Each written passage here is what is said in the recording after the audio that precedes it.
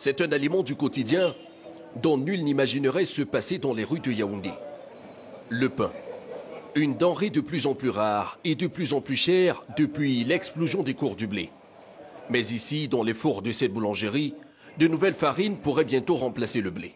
Godric, s'il te plaît, de l'eau chaude. Pour faire son pain, Hervé Nyama a décidé de miser sur un nouvel ingrédient.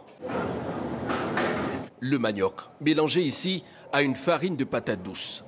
Des tubercules, d'ordinaire consommés, non transformés dans les plats traditionnels camerounais. La farine de patates et de manioc se manipule facilement, comme la farine de blé. On peut le manger sans avoir de problème. Par contre, nous avons une qualité des personnes ici dehors qui ne peuvent pas manger le blé.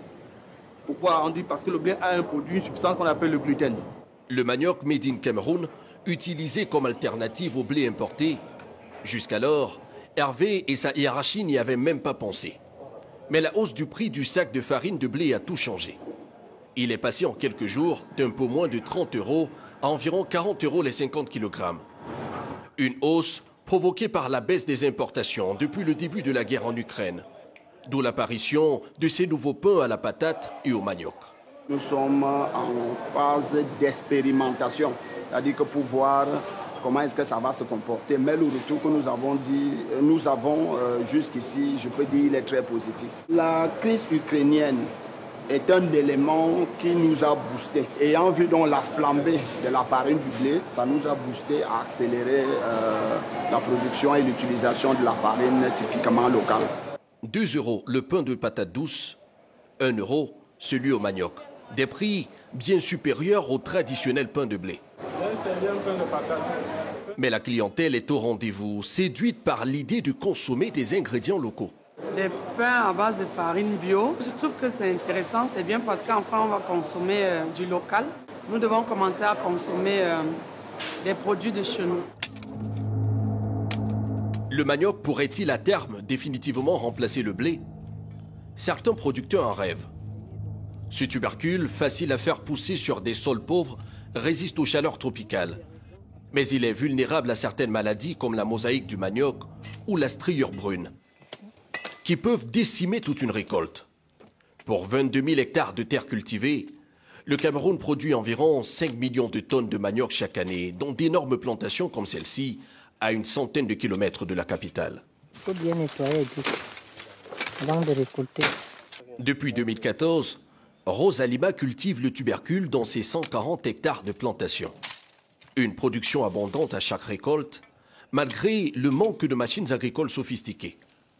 Elle voit la flambée des cours du blé comme une aubaine pour les milliers de cultivateurs comme elle.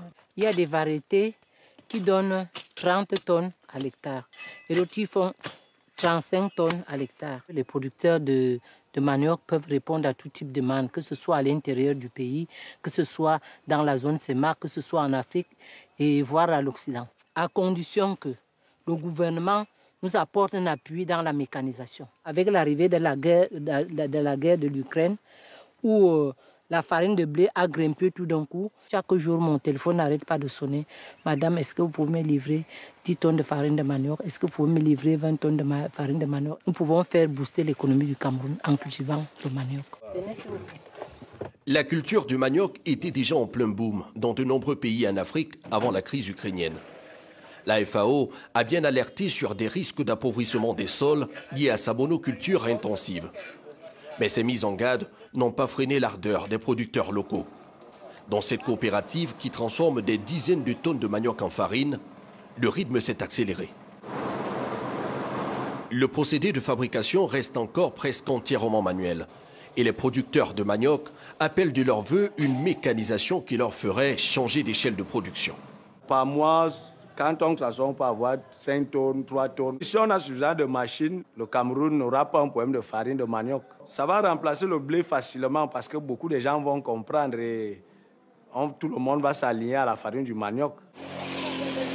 Le manioc, un ingrédient que cette autre coopérative entend rendre incontournable. La production d'Anastasie Obama s'arrache déjà au Cameroun comme à l'étranger. Avec la farine de manioc, on fait le pain, on fait les gâteaux, on fait les beignets, on fait les biscuits, on fait même les liqueurs. Moi, mon manioc se mange dans le monde entier. Là, le manioc, la farine que vous voyez là, les moelleux que vous voyez là, ça part même aux États-Unis. Avec l'augmentation de la demande mondiale, les pays africains producteurs de manioc qui comptent déjà parmi leurs clients des grandes multinationales de l'alimentation peuvent espérer conquérir encore de nouveaux marchés.